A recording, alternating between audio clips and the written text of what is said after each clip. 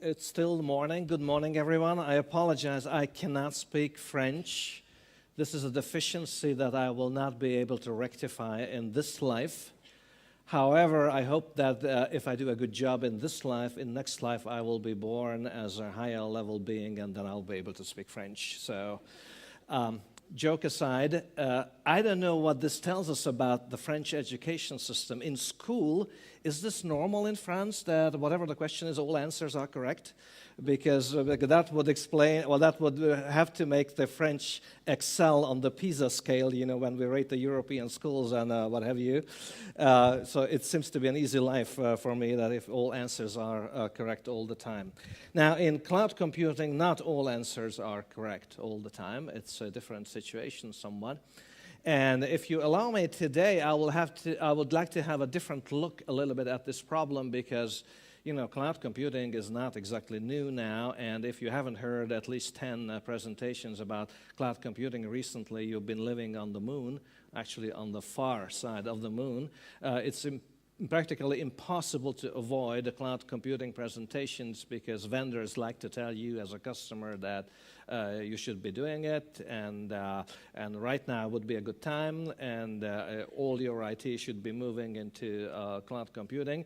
And they don't necessarily tell you that it's not exactly as easy as that, and there are things to ponder about.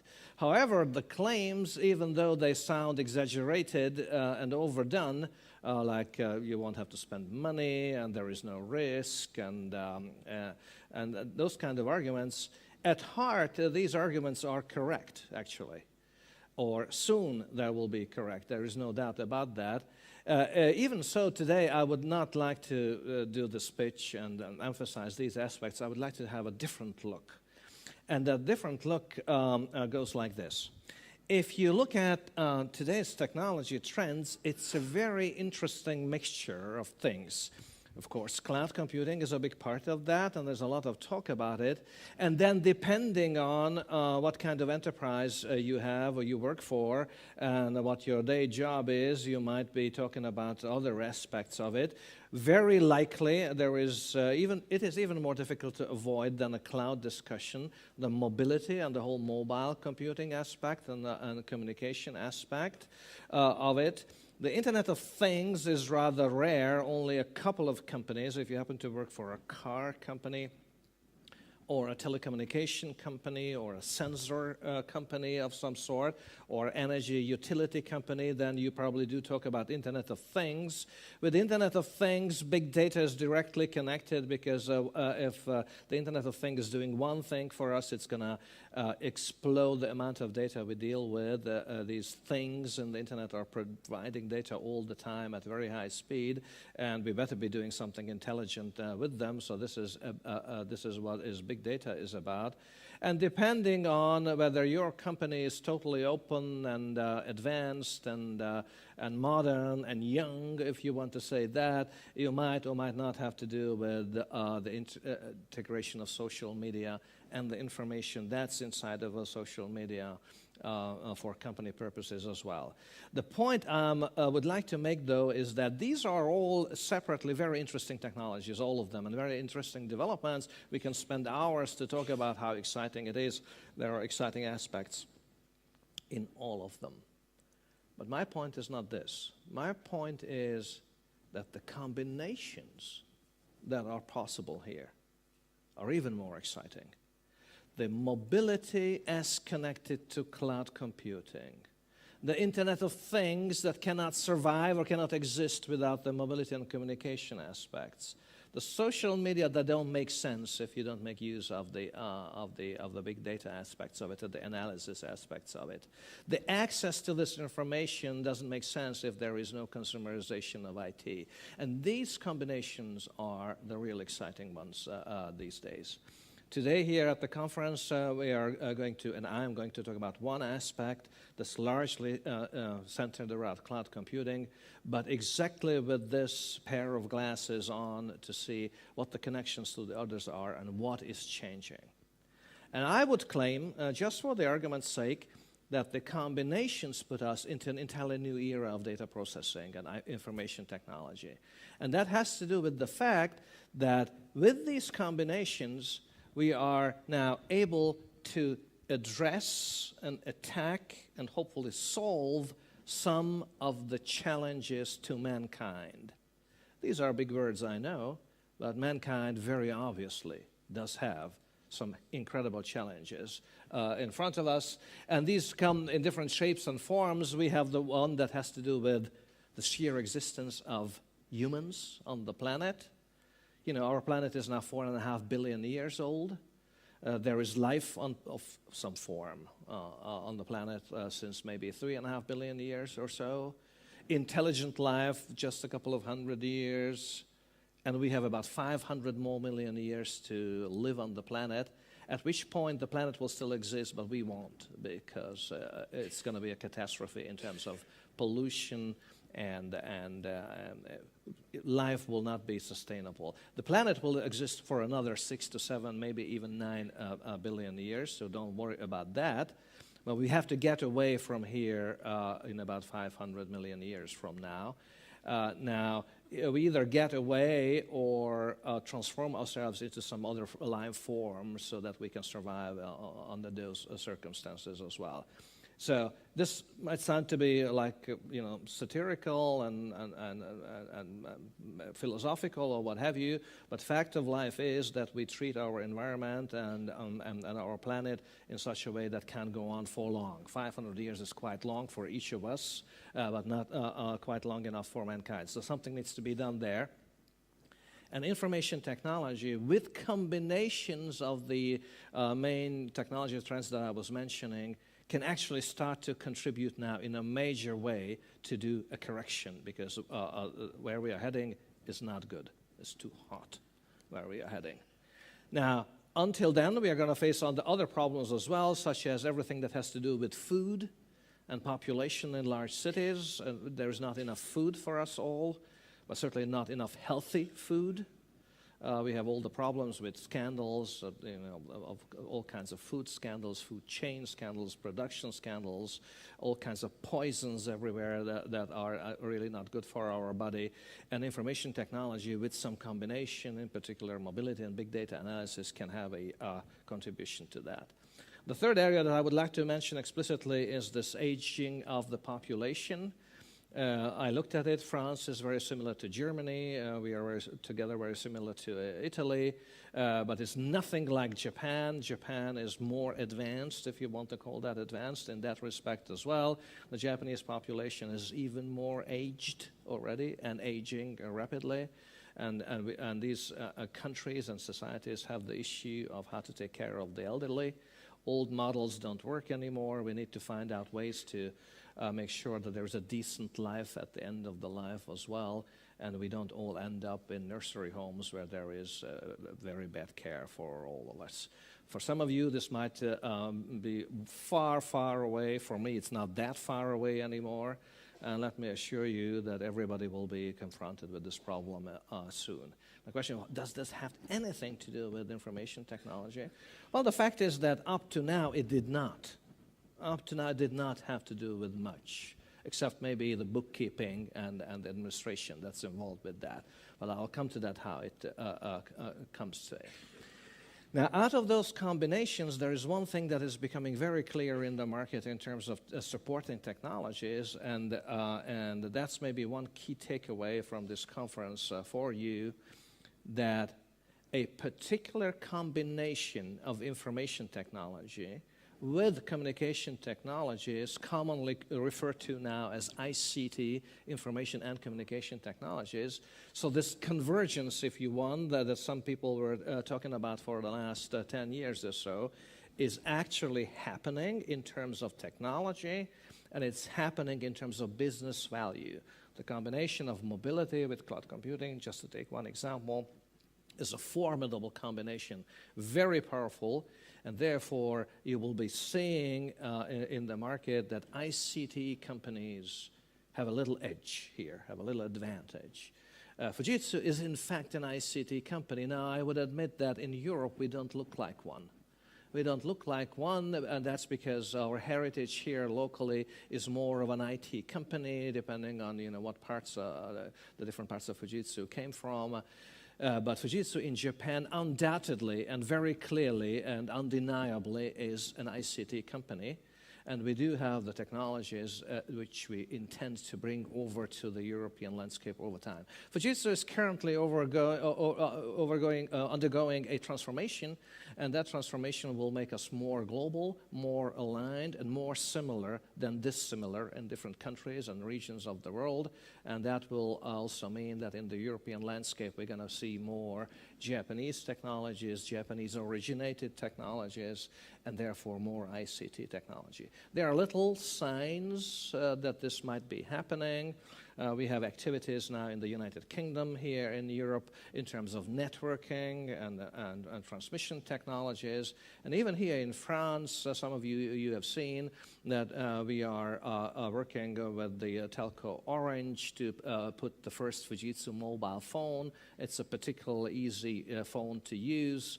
The Raku Raku, that means easy in Japanese, the easy-to-use phone. It's a very specifically designed a phone for very ease of use. You see, I hesitate. I know marketing people definitely will kill me after the presentation if I say that this is for all the people, because we absolutely don't want to say that. So forget that. But it's easy for people who have issues with the latest generation of mobile phones and using them. It has very specific technologies, great ones that are being put in that. So this is a first plant that we are planting currently to see how we could address the market, so you'll see more of that. Fujitsu is an ICT company, and there's a new role for ICT technologies. The old role of ICT, first of all, there was no ICT. In the old days, there was information technology, and then a little bit of networking came into that, but communication used to be separate from IT, and at that time, IT and communication in the business world were used for bookkeeping. If you are in a company that does bookkeeping for money, don't be offended. Don't mean that negatively, what I'm saying, but that has nothing to do with solving the future challenges of mankind. And the new role of ICT, given the combinations that are possible using the technology trends I talked about, is a very important one. It will actually lead to innovation, more innovation, both to business innovation, business process innovation, the way we conduct business and how we do it and how damaging that is to our environment and so on, that will be all under control by using that, or more under control than it is currently, and to social innovation as well, meaning addressing social problems such as aging society or disaster control, epidemic controls, and things like that. If natural disasters strike, and you know that Japan has more than its fair share of disasters of that kind. Therefore, it's natural that some technologies have been developed there to enable that kind of innovation. So this is the new rule of ICT. Within ICT, in this combination, the combination is more important than the parts. It's more important than information technology, and certainly more important than computing. Computing, and maybe that might sound strange from a CTO, but I would like to go on record to say that computing and the ability to compute and process is not the issue currently. We have times in the development of the last 50 years, we had times when we were compute bound, meaning that the next step, we needed the next step to do something useful. That's not the case currently, I would submit.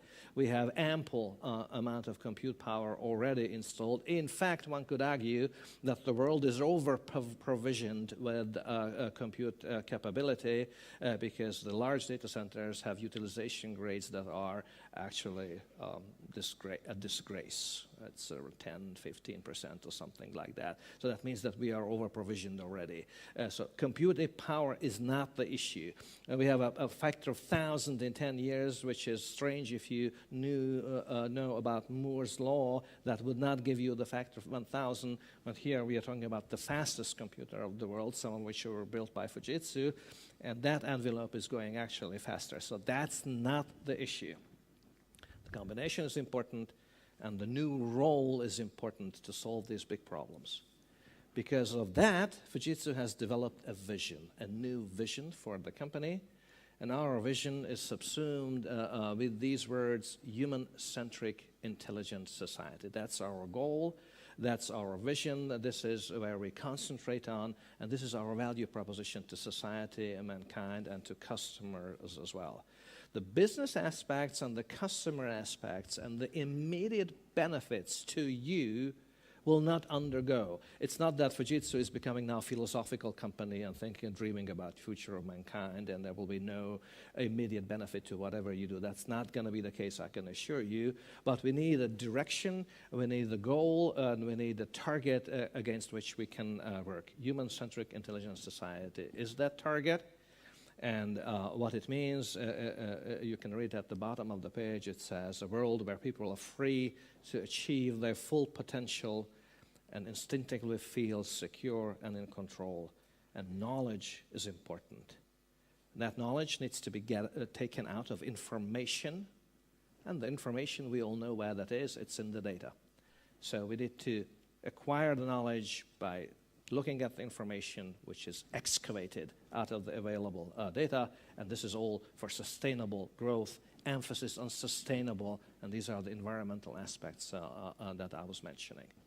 If this is too philosophical, let me give you two examples, just real quick, two examples where a combination of cloud computing with the other technologies that I was mentioning as applied to one of the particular problems I also mentioned, namely agriculture, is one where this new type of cloud computing, again, I'm not talking about that it's going to be cheap now. It is going to be cheap in some ways. I'm not talking about that it's not going to be your investment.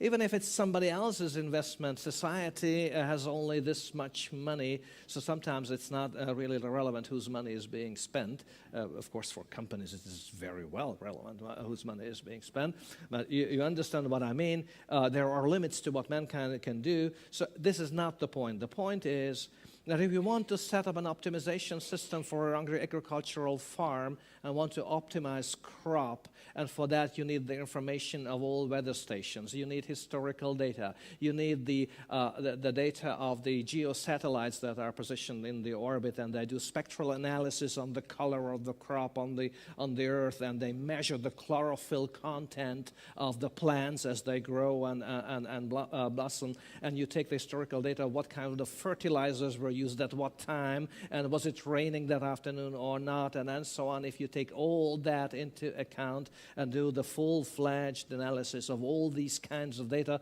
from different sources, that combination, if you apply big data analysis to that, can give you a very important information when to take in the crop, whatever that might be that rice, as the issue in Japan, or be that vintage vine, as is the issue in Germany, or whatever. So these are very useful examples, very important examples, how this can make a change. Now, another example would be in healthcare, which I was mentioning. We set up for the Nagasaki Medical Center, again because of Japan and disasters, natural disasters and so on, a medical system that does in the first phase nothing much else, but does a high availability backup solution into the cloud with patient data and care data at the time. The point is that this could be done in about a month's time.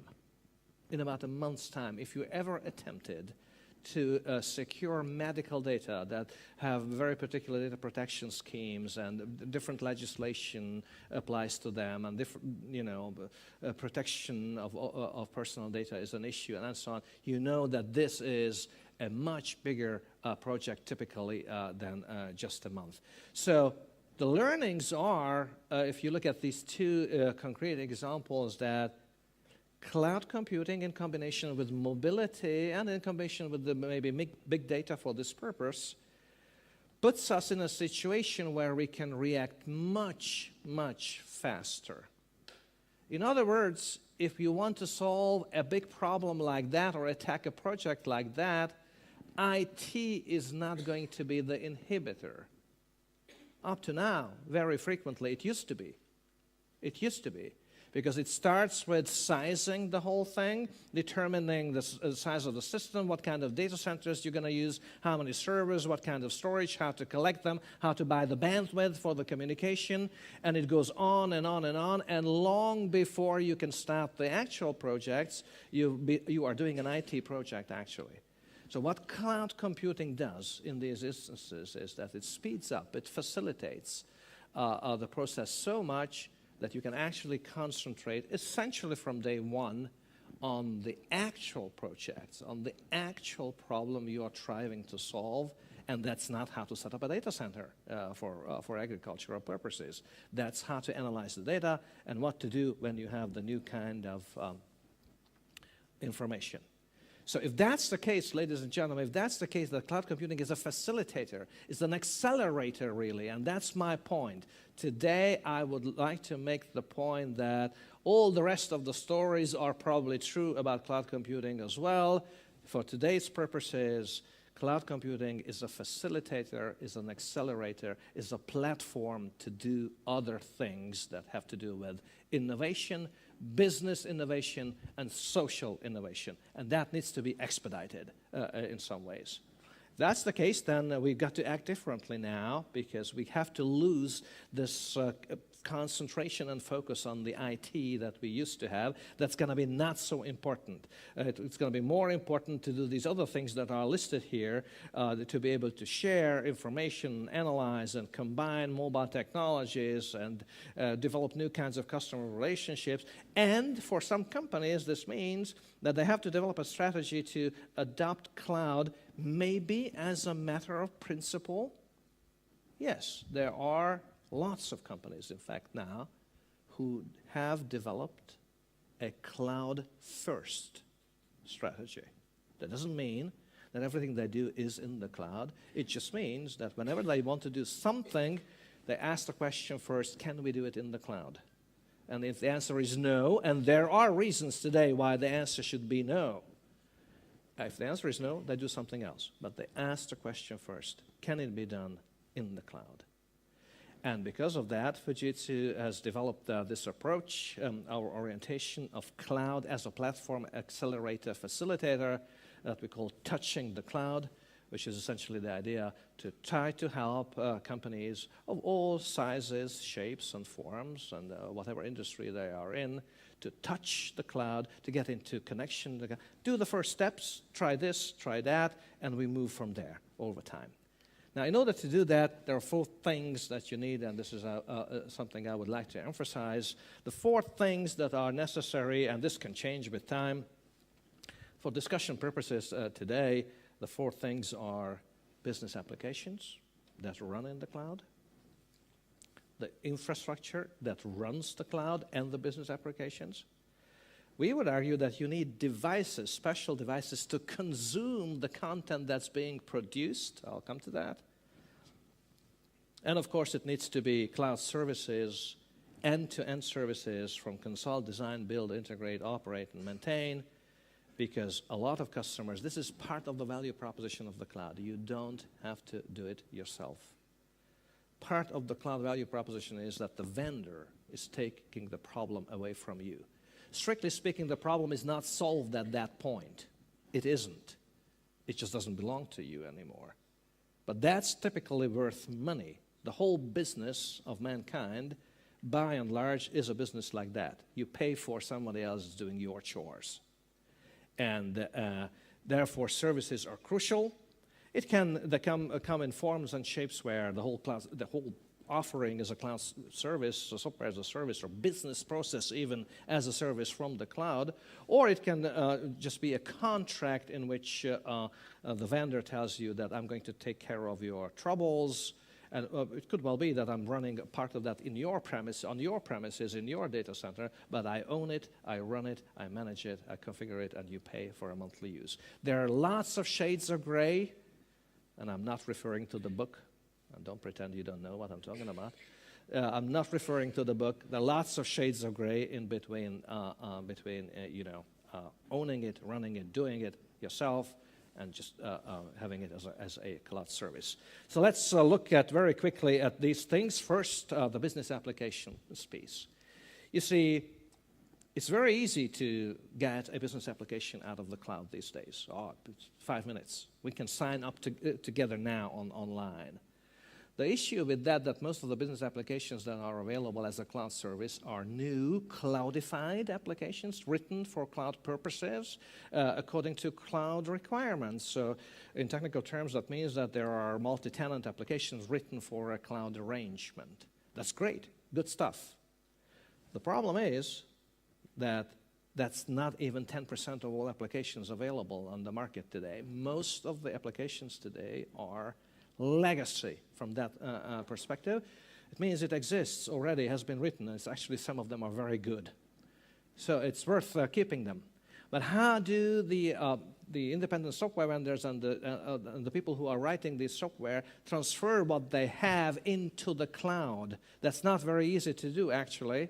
And we are offering, because we think this is a problem, we need to rescue the legacy part in that we provide means and capabilities to take what's good and used by many people, and maybe smaller companies wrote it. Don't worry about the SAPs and Oracles of this world. They will know and they will have the resources to do what needs to be done. But how about the second and third tier ISVs? They need to be moved into the cloud as well.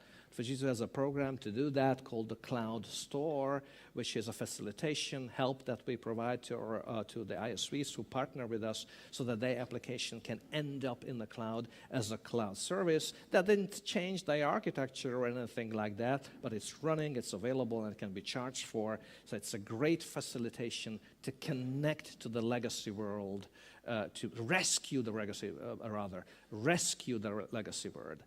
Now, if you want to connect to the legacy world, that's a different matter. And in fact, it is necessary, because to dream that all companies of all sizes will just flip the switch and go over to cloud computing and that will be end of story is totally naive, because companies have a history. They have installed assets. They have software assets, hardware assets. Some of them, they have their own applications. They're using services that are out there that are partially cloudified. They need to connect with private cloud, public cloud. This is a complicated issue. And our advice is to do portfolio management and sourcing. But you just select what you take for what from what kind of source. And some of them will be maybe running on your premises and belongs to you, and some is just a rented equipment, but it's not a service, and some of them is a cloud service maybe. The issue arises, of course, how to connect these. How do you connect to legacy again? And this is a very good news for Fujitsu, and since you're French, you will take interest in this, that Fujitsu has decided to improve our existing portfolio. We did not have a good piece of software to do that kind of legacy integration. We did work with other companies, but we were not quite satisfied with what we had and what we saw. And just a couple of weeks ago, we decided to acquire a company who does that, a company that I must admit haven't known before, but I do know them now. The name is Run My Process, and it happens to be a French company, and I believe most of the developers or all of the developers are here in Paris and in France. So that's an interesting thing, that there is such a gem in terms of technology and business innovation available in France. We saw them, we liked what they are doing, and we could actually agree so that we acquired this company, and this company is becoming part of Fujitsu now and will provide us this capability of an iPaaS integration platform as a service, which is the technical term for this interconnection of the pieces I was talking about, and you will have a more detailed presentation about this later on, actually right after my presentation. This is a big step for Fujitsu, and it's just a happenstance, but a very fortunate one that it happens to be a French company located here in France. With that, Fujitsu can offer now infrastructure as a service, which is our cloud, I'll talk about in a second, and integration platform as a service offerings on top of that, and then we can put the separate software offerings inside. Now let's just talk about this infrastructure that's running this whole thing. And I won't have time to go into gory detail about it, but I would like to make 2 points. First, For the public pieces that can be put, everything that can be put into the public cloud, what you need and what the vendor needs to offer is a worldwide structure that's interconnected, can be run in a remote operation, lights out type of operation because it's standardized and it's managed in one piece. Fujitsu does have a platform like that. It's called Fujitsu Global Cloud, and you see on the chart the locations of the data centers. We can do a follow-a-sun principle. The installations are identical, and we have now a number of them. It's always a question, how many do you need? Ideally, maybe not too many, but on the other hand, we all know that the world is not a single legal entity, and therefore it is actually quite a bit of a trouble to try to serve say, European customers out of American locations or Asian locations because legal systems, compliance systems are different. And so for some companies, this is a great value. So even though the original cloud principle says there's one big global cloud, don't you worry where it is, and this is none of your business, it is actually not true in real life because you have to comply to the regulations of your country depending on what you do. If you work with personal data or healthcare data or financial data of some sorts, there are very severe restrictions of what you can do. So therefore, a dispersion of different global Fujitsu cloud elements is actually a great advantage. That's for the public cloud piece. But that's not, as I argued, the only one that is out there and exists there, because in reality, there are pieces and parts that nobody would like to give, well, currently, at least, people would not like to give into the cloud. They want to run it themselves, sometimes even on their own premises. That's the private cloud element. You know, the private cloud is a bit of a misnomer because private cloud means, in translation, it's not really cloud.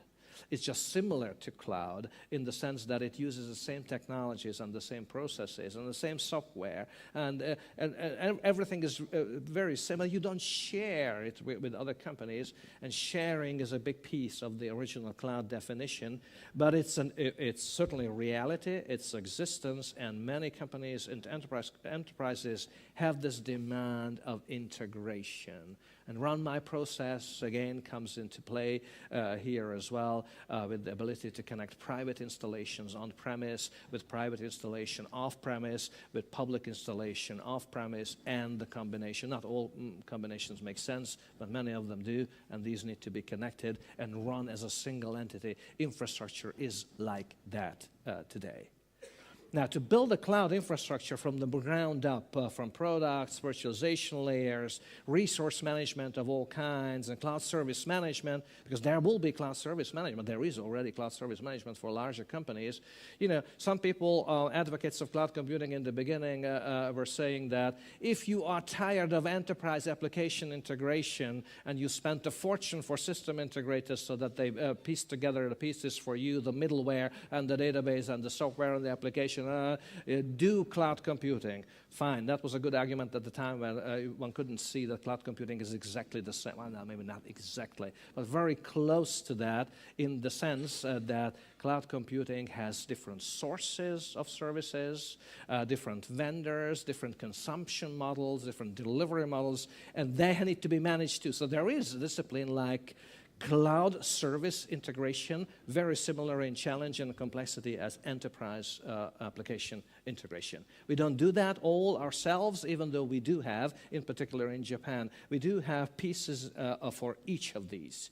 I think I'll be hard-pressed to find a part in this block diagram where I would say that Fujitsu has nothing in that area. That's probably not the case, but that's not a value proposition to you.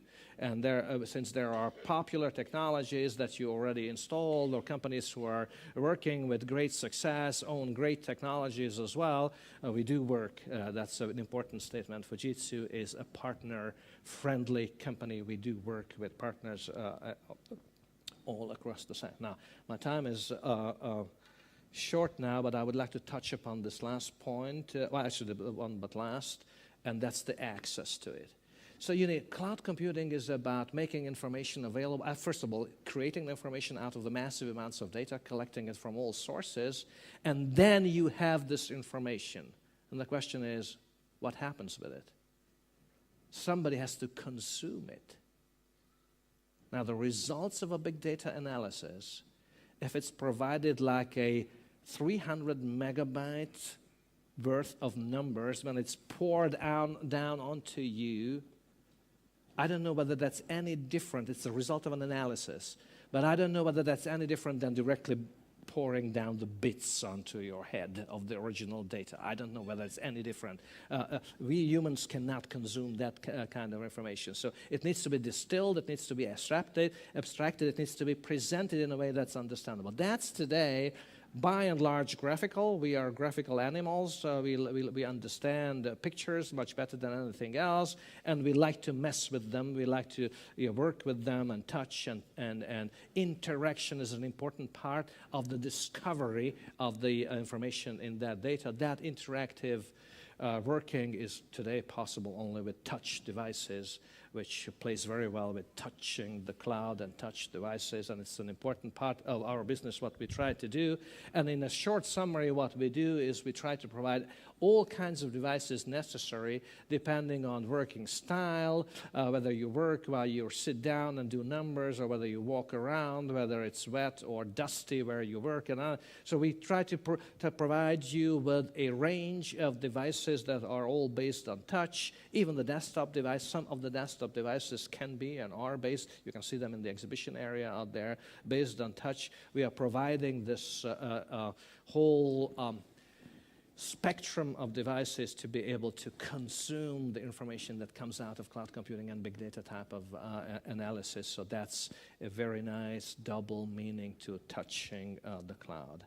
And let me make a remark about services as well. You see, there is no doubt that any company, if they have enough time and can hire the people or have already the people, can do the services for themselves.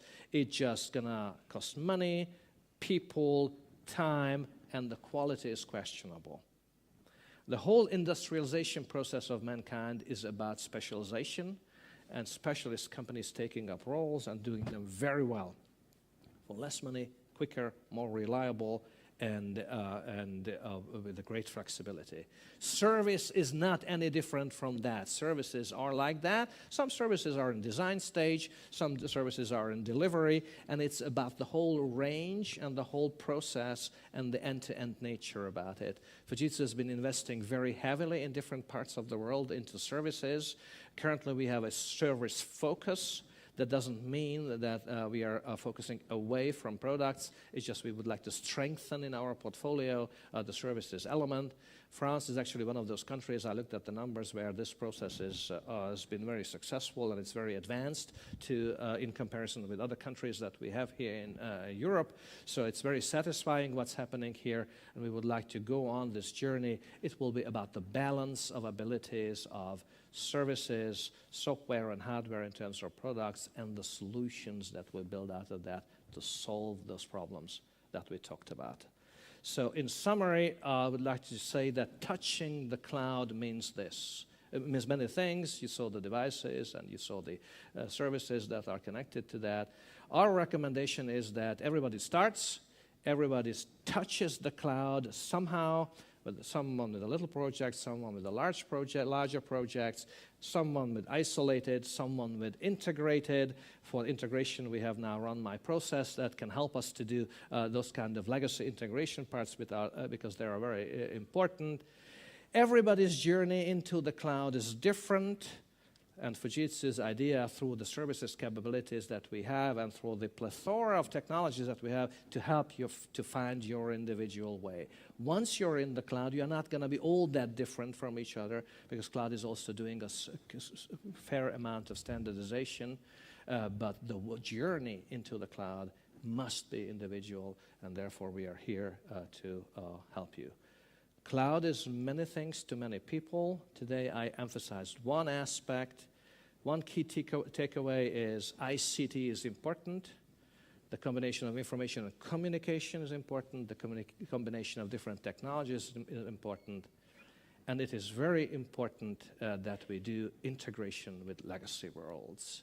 With that, we can bring you into the cloud so that, or at least as close so that you can touch it. Thank you.